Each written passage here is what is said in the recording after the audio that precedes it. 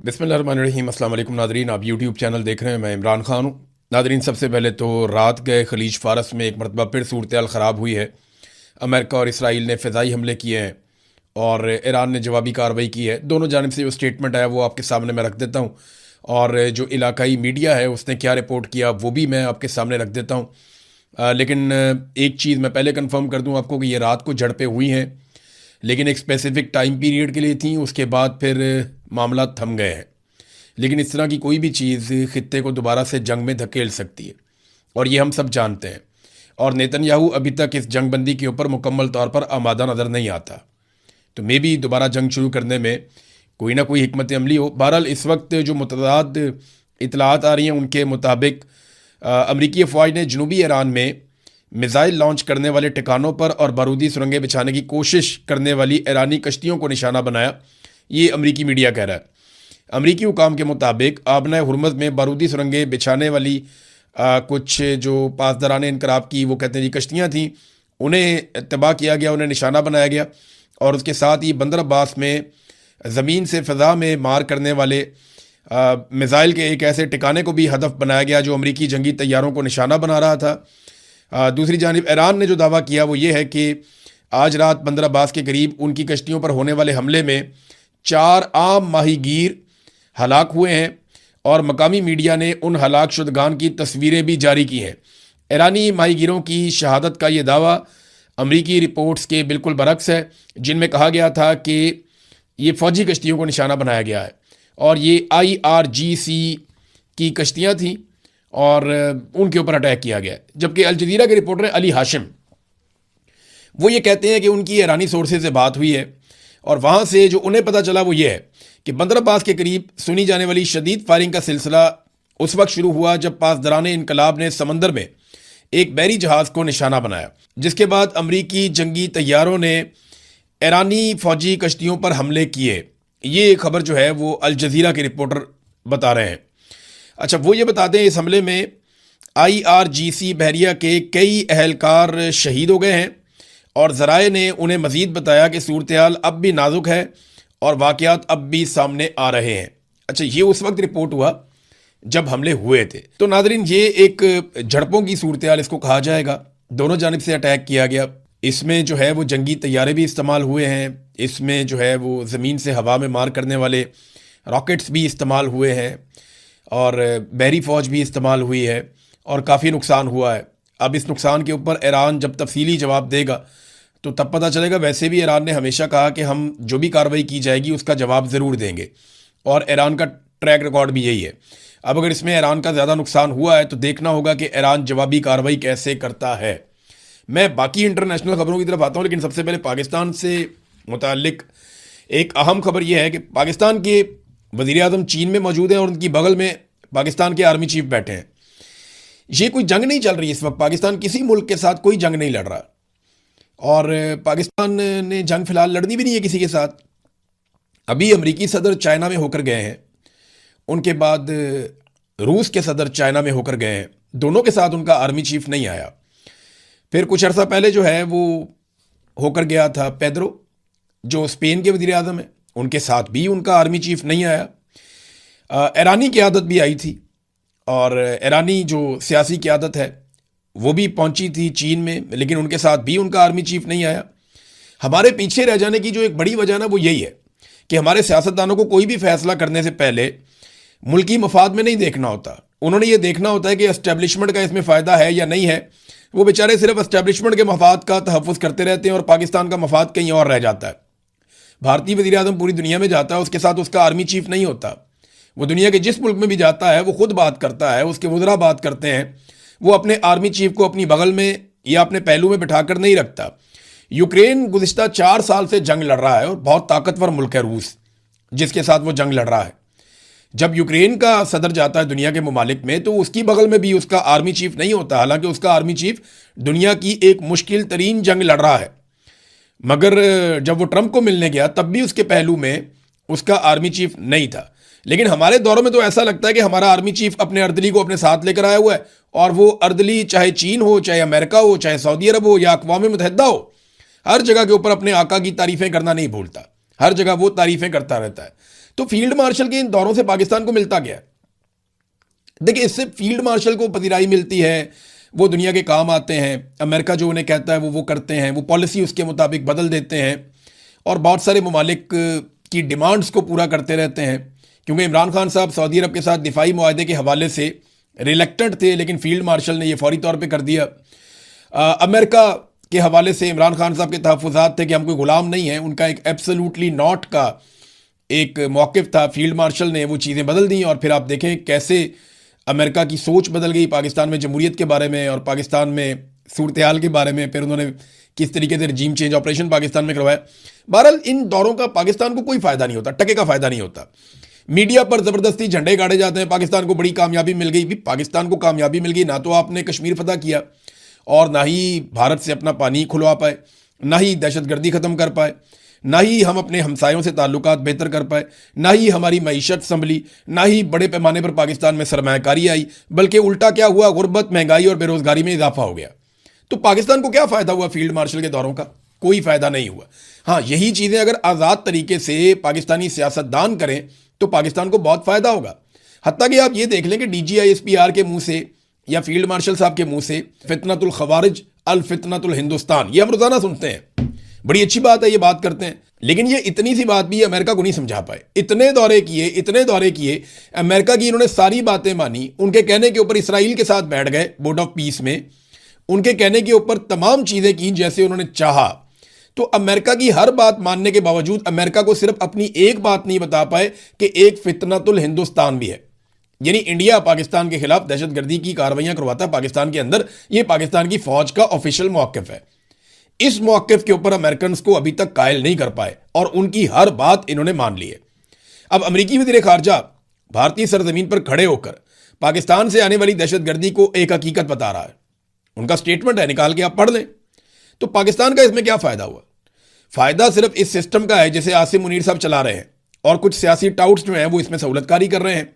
पाकिस्तान का इस खेल में टके का फ़ायदा नहीं है। मैंने अभी आपको बताया कि हर चीज़ में पाकिस्तान बदकिस्मती से पीछे जा रहा है। अब ये मार्को रूबियो जब भारत में पहुंचे तो मार्को रूबियो का इस्तकबाल कैसा हुआ, यहाँ पे बहुत सारे मनाज़र हैं, मैं वो देख रहा था और हैरान हो रहा था कि अमेरिकन स्टेट सेक्रेटरी जो उनके वज़ीर ख़ारजा है मार्को रूबियो, वो इंडिया के दौरे पे आता है तो एयरपोर्ट पे एक नॉर्मल सिचुएशन होती है, यानी सिविलियंस हैं वहाँ पे, कुछ दीगर लोग मौजूद हैं, थोड़ी सी सिक्योरिटी है, वो उनका इस्तकबाल करते हैं और उन्हें लेकर चले जाते हैं। इंडिया का कोई शहर बंद नहीं हुआ, कोई इलाका बंद नहीं किया गया, सड़कें भी खुली थी। अगर ये इधर वाली सड़क से जा रहे हैं तो उधर वाली सड़क खुली हुई है। पाकिस्तान के अंदर पूरा मुल्क बंद करके रख दिया इन्होंने। रावलपिंडी और इस्लामाबाद को उनके आने की खबर के ऊपर 2 हफ्ते तक बंद रखा। ये हमारी औकात है। अमेरिका से कोई छोटा मोटा उनका ऑफिसर भी आ जाता है तो फील्ड मार्शल, वजीर आजम, फलाना ढिमकाना, पूरी कैबिनेट लेने पहुंच जाती है। वहां से उनकी खुशामद करते हुए उनको लेकर आते हैं और वापस भी खुशामद करते हुए छोड़ते जाते हैं। यानी ये बहुत बड़ा फर्क है। खुद मुख्तारी क्या होती है, यानी जो जितना बड़ा है उसको उतना प्रोटोकॉल आप दें और उस तरीके से उसको आप डील करें। लेकिन पाकिस्तान की मिलिट्री एस्टेब्लिशमेंट ने पाकिस्तान की अंदरूनी सियासत में और अंदरूनी मामलात में अमेरिका की मुदाखलत को हमेशा वेलकम किया और वो मुदाखलत हद से ज़्यादा बढ़ा दी है। अब ऐसा लगता है कि अमेरिका पाकिस्तान के ऊपर हुकूमत करता है पाकिस्तान की मिलिट्री एस्टेब्लिशमेंट के ज़रिए से। इसके ऊपर ना कुछ आर्टिकल भी छप रहे हैं, आने वाले दिनों में मैं ये सारी चीज़ें आपके सामने रखूंगा। लेकिन हालात पाकिस्तान में ये हैं फील्ड मार्शल के दौरों के बाद कि 90 फॉरेन कंपनियां पाकिस्तान को छोड़कर चली गई हैं। ये बात जो है डॉक्टर कैसर बंगाली, ये बड़े शानदार इकोनॉमिस्ट हैं, उन्होंने कहा पिछले 5 साल में 90 फॉरेन कंपनियां यहां से चली गई हैं। ये फॉरेन डायरेक्ट इन्वेस्टमेंट लाने की कोशिश कर रहे हैं, जबकि रिवर्स FDI हो रहा है इस मुल्क में। ये तो मईशत का बेड़ा गर्क हो रहा है। बड़ी बड़ी कंपनियां, बड़े बड़े इन्वेस्टर्स वो पाकिस्तान को छोड़कर जा रहे हैं। हत्ता कि पाकिस्तानी जो पाकिस्तान से प्यार करने वाले हैं, पाकिस्तान के लिए जीते हैं, पाकिस्तान के लिए कुछ करना चाहते हैं, जिनके पास हुनर भी है, वो बेचारे पाकिस्तान छोड़ कर जा रहे हैं। जो डॉक्टर बनता है वो मरीजों की खिदमत करना चाहता है, लेकिन यहाँ मुस्तकबिल ही कोई नहीं है, यहाँ पॉलिसी कोई नहीं है। लोगों का कत्लेआम किया जा रहा है। लोग देखते हैं रोजाना नाइंसाफियां हो रही हैं, वो ये देखते हैं उनके बच्चे महफूज नहीं है, कोई लॉ एंड ऑर्डर नहीं है, तो लोग पाकिस्तान छोड़ कर जा रहे हैं। और ये बड़ी बदकिस्मती है। वैसे भी इकॉनमी बिल्कुल डाउन है, किसी को काम ही नहीं मिलता। अब ये फील्ड मार्शल के दौरों से कम ये तो होना चाहिए था ना कि कम से कम इन्वेस्टमेंट आती। ये खबर मैंने आपके सामने रख दी। एक और खबर ले लें आप। ये UAE के हवाले से पाकिस्तान की हुकूमत दावे कर रही थी और वो गलत दावे थे। मुत्तहिदा अरब अमारात पाकिस्तानियों को निकाल रहा है तो पाकिस्तान के वजीर दिफा ने कहा कि वो सारे इमाम मस्जिद तो नहीं है, उनमें जराइम पेशा लोग भी हैं, उनके अंदर जो हैं वो मांगने वाले भी हैं, फ़कीर भी हैं। अब रॉयटर्स ने इसके ऊपर जो खबर लिखी है वो क्या लिखी है, वो कहते हैं जी हुकूमत ने जो तरदीद की है वो तो अपनी जगह, लेकिन उनकी खबर में बड़े होशरुबा इंकशाफात हुए हैं। 28 फरवरी के बाद, यानी जब हमला किया गया ईरान के ऊपर इसराइल और अमेरिका की जानिब से, उसके बाद 7,500 शिया पाकिस्तानियों को यूएई से डिपोर्ट किया गया। वो नौकरियों, सामान, हत्ता के अपनी सेविंग्स तक से महरूम हो गए। ये अब मैं नहीं कह रहा, ये अब कोई पाकिस्तानी मीडिया भी नहीं कह रहा, ये रॉयटर्स की खबर है और वो ये बता रहे हैं डाटा इकट्ठा करने के बाद। अभी मजीद डाटा भी आ जाएगा आपके सामने और बहुत सारी चीज़ें आप उनको देखेंगे तो ये भी पाकिस्तानी हुकूमत का मौक़िफ़ गलत साबित हो गया कि जनाब ये जराइम पेशा लोग वापस आए। यहाँ पे एक खामोशी थी, मैंने आपको बताया था ना कि दहशतगर्दी के मामला पे रोका गया पाकिस्तान की मीडिया को कि आपने कवरेज नहीं करनी, और साथ में रोका गया है कि आपने यूएई के मामले के ऊपर कवरेज नहीं करनी, और एक चीज़ और रोकी गई है कि इमरान खान के दौर से मौजूदा दौर का आपने मवाजना नहीं करना। बड़ी सख्ती से पाकिस्तान की इंटेलिजेंस एजेंसीज ने मना किया है पाकिस्तान के तमाम सहाफ़ियों को कि आपने मईशत का मैदान हो, अमन व अमान का मैदान हो, कोई भी मैदान हो, आपने इमरान खान के दौर के साथ मौजूदा दौर का मवाजना नहीं करना। वो दौर और था, ये दौर और है। अब ये कह के वो कोशिश करते लगे, इमरान खान के दौर में कोविड आया, पूरी दुनिया तबाही का शिकार हो रही थी, बहुत बुरे हालात थे, इनको तो वो दौर ही नहीं मिला, वरना पता नहीं ये सारे पाकिस्तानियों को ही मार देते। बहरहाल डोनाल्ड ट्रंप ने जो मुतालबा किया ना मुसलमान मुल्कों से कि आप फौरी तौर पे अब्राहम अकॉर्ड के ऊपर दस्तखत करें, और उन्होंने अपनी इंतजामिया को कहा कि इसका बंदोबस्त करो फटाफट। दोनों अलग अलग मामले हैं। ये जो ईरान का, इसराइल का और अमेरिका का फटा हुआ ना, ये अलग चीज़ है। वो जो अब्राहम अकॉर्ड है ना, वो एक अलग चीज़ है। लेकिन डोनाल्ड ट्रंप इसी में लपेट के कि जनाब ये मुआहदा हो रहा है, लिहाजा ये वाला मुआहदा भी करो, उसको एक कंडीशन के तौर पे साथ रख दिया। मैं हैरान हो रहा था और इंतज़ार कर रहा था कि ये जितने दीन के ठेकेदार पाकिस्तान में रहते हैं मौलवी, ये कब बोलेंगे डोनाल्ड ट्रंप के इस बयान के बाद। तो कोई ठेकेदार नहीं बोला, किसी ने फतवा जारी नहीं किया। यानी इमरान खान को ताने देने वाले जितने लोग थे सारे गायब हैं। ताहिर अशरफी किधर है, मुफ्ती मुनीब किधर है, ये क्यों नहीं स्टेटमेंट देते कि डोनाल्ड ट्रंप का ये मुतालबा क्या है, इसके बारे में कोई बात नहीं कर रहा। फील्ड मार्शल का स्टेटमेंट आना चाहिए, शहबाज शरीफ का स्टेटमेंट आना चाहिए, उन्हें बताना चाहिए ना। वैसे तो वो आयात सुनाते हैं, वो बताते हैं, लेकिन यहां पे भी बताएं ना कि इसमें कुरान पाक क्या कहता है कि जब जुल्म किया जा रहा हो एक तबके के ऊपर तो वहां पे आपने क्या करना है और किस तरफ आपने जाकर खड़े होना है। कायदे आज़म ने क्या कहा था, पाकिस्तान की असास क्या है, इसके ऊपर बात करें ना। भारत आजकल वैसे ये समझाया जाता है मुख्तलिफ हलकों में बैठ कर कि इसराइल को तस्लीम कर लेने में पाकिस्तान का फ़ायदा होगा, ये बार बार समझाया जाता है, ये बात बार बार की जाती है और लोगों को ऑफ द रिकॉर्ड कायल किया जाता है। दो चार लोगों ने मेरे से भी एक दफ़ा ये बात की थी, मैंने शटअप कॉल दी थी कि यार देखो ये पाकिस्तान की पॉलिसी नहीं है, पाकिस्तानी इसको तस्लीम नहीं करेंगे जब तक कि आप फ़लस्तीनियों को उनका हक नहीं मिल जाता, वो मुतमईन नहीं हो जाते, तो हम कौन होते हैं कि हम मुतमईन हो जाएं यहाँ बैठ के। सऊदी अरब का भी यही मौक़िफ़ है कि पहले फ़लस्तीनी रियासत का क़याम अमल में आना चाहिए, उन्हें मुतमईन होना चाहिए। अब यहाँ पे तो एक से एक नई गेम हो रही है। ये एक चीज़ मैं आपके सामने रखता हूँ, एक नई साजिश इसको करार दिया जा रहा है जो बुनी गई है, और इसके अंदर जो खेल है वो क्या है। ये मिडिल ईस्ट आई ने ये खबर ब्रेक की है और ये एक बड़ी तशवीशनाक रिपोर्ट है। इस रिपोर्ट के मुताबिक अमेरिका और इसराइल एक ऐसे मंसूबे पर गौर कर रहे हैं जिसके तहत मस्जिद अक्सा पर उर्दन की तारीखी कस्टोडियनशिप उसे ख़त्म कर दिया जाएगा। यानी इस वक्त उर्दन के कंट्रोल में उसे ख़त्म कर रहे हैं और इस मंसूबे के मुताबिक इस्लामी औकाफ की जगह पर इसराइल की हमायत याफ्ता एक नई बॉडी कायम की जाएगी जो इस मुकद्दस मुकाम को एक कसीरुल अकीदा मरकज़ में तब्दील कर देगी, जहां यहूदियों को इबादत की वसी तर रसाई दी जाएगी। इसराइली निगरानी इसको हासिल होगी। रिपोर्ट में मजीद कहा गया कि ट्रंप इंतज़ामिया की ख्वाहिश है कि मस्जिद अक्सा की मुस्लिम शनाख्त को ख़त्म करके इस जगह को एक ऐसे तारीखी सियाहती मुकाम में तब्दील कर दिया जाए जो तीनों इब्राहिमी मज़ाहिब इस्लाम, ईसाइयत और यहूदियत की मेज़बानी कर सकें। यानी अब ये जो एक शनाख्त है मस्जिद अक्सा की कि ये मुसलमानों का एक मुकद्दस मुकाम है, वो शनाख्त ख़त्म की जाएगी और एक इंडिपेंडेंट बॉडी बनाई जाएगी।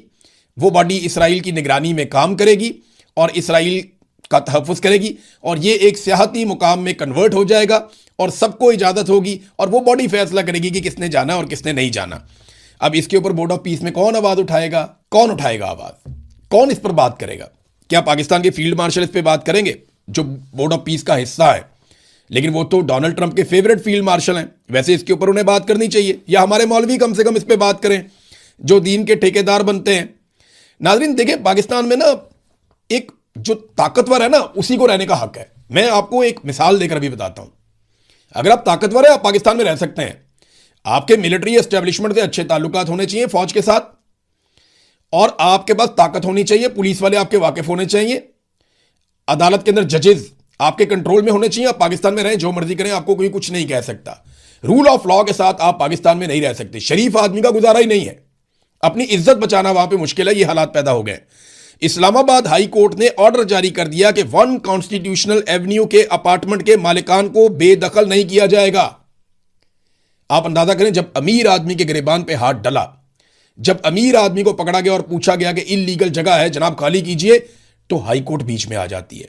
इसी शहर में, यहां से वॉकिंग डिस्टेंस के ऊपर हजारों गरीबों के मकानात खाली करवा के गिरा दिए, हजारों गरीबों को बेघर कर दिया गया। लेकिन हाई कोर्ट नहीं जागी, किसी अदालत ने कोई ऑर्डर नहीं दिया, क्योंकि वो गरीब थे, वो बेसहारा थे, उनका कोई वाली वारस नहीं था। और जो आदमी इस मुल्क में जब भी कभी गरीब का वाली वारस बना, उसे या तो जुल्फिकार अली भुट्टो बना दिया गया, या उसे इमरान खान बनाकर निशाने इबरत बनाने की कोशिश की गई। जो भी कोई भी पाकिस्तान के अंदर जब भी एस्टेब्लिशमेंट के मफाद के खिलाफ खड़ा हुआ, एस्टेब्लिशमेंट उसके गले पड़ गई। पाकिस्तान के 2 टुकड़े कर दिए इन्होंने। जब शेख मजीद ने बांग्लादेश के गरीबों के लिए आवाज उठाई, तो पाकिस्तान के 2 टुकड़े कर दिए इन्होंने कि नहीं, हमें वो चाहिए ही नहीं, पाकिस्तान ही तोड़ दिया। और बड़े फख्र के साथ उस वक्त ये कहते थे कि नहीं नहीं, वो तो डूबते हैं, वहां तो हर साल सैलाब आता है, उनके तो पल्ले ही कख नहीं है। आज उनकी इकोनॉमी पाकिस्तान से बहुत बड़ी है। वो पाकिस्तान से आगे निकल गए क्योंकि उन्होंने अपने जर्नैलों को लगाम डाल दी थी। उन्होंने कहा था कि फौज कारोबार नहीं करेगी, कारोबार सिविलियंस करेंगे। उन्होंने कहा था कि हुकूमत जो है वो सिविलियंस चलाएंगे। हालांकि बार बार वहां पे भी ये पंगा पड़ा हुआ था फौज का, लेकिन उन्होंने काफी हद तक कंट्रोल किया। और अभी तो उनकी जो यूथ है, उन्होंने बड़ा जबरदस्त काम किया। डोनाल्ड ट्रंप ने नादरीन एक यू टर्न लिया है, यूरेनियम के मामले में उन्होंने अपनी पोजीशन तब्दील की है, और यह ईरान की एक बहुत बड़ी कामयाबी है।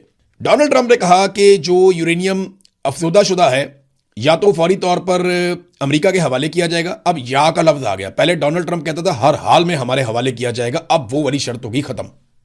डोनाल्ड ट्रंप ने कहा या तो हमारे हवाले किया जाएगा, या फिर उसे खत्म कर दिया जाएगा ईरान के अंदर ही, और बहुत सारी निगरानी के अंदर। ये आहिस्ता आहिस्ता दूसरी चीजों पे भी आएंगे कि जनाब इसको निगरानी में रखा जाए, सख्त निगरानी के अंदर रखा जाए, इसके ऊपर हम नजर रखेंगे, हम ईरान को एटम बम नहीं बनाने देंगे। ये सब कुछ तो पहले भी हो रहा था। तो इतना सारा कुछ करके, इतनी मार खा के, इतने हथियार फूंक के, छोटी छोटी बच्चियों का कत्लेआम हो गया, खवातीन वहां पे मारी गई, पूरा इंफ्रास्ट्रक्चर तबाह हो गया, इसराइल का बहुत नुकसान हो गया। अरब ममालिक जो है वहां पे एक अजीबोगरीब सूरत हाल पैदा हो गई। पूरी दुनिया को मुसीबत डाल के हासिल क्या किया? अगर मुज़ाकरात ही करने थे डोनाल्ड ट्रंप ने, तो मुज़ाकरात तो पहले भी हो रहे थे, और आबनाए हुर्मुज़ को अगर खुलवाना ही था तो वो तो पहले भी खुली हुई थी। तो कोई एक भी ऐसा टारगेट जो डोनाल्ड ट्रंप ने पहले रखा था, वो अभी तक डोनाल्ड ट्रंप या अमेरिका अचीव नहीं कर सका। और डोनाल्ड ट्रंप को ये जवाब अगले इंतखाबात में देना पड़ेगा, क्योंकि ये सवालात उनके सामने बार बार रखे जाएंगे। नाज़रीन, अब तक के लिए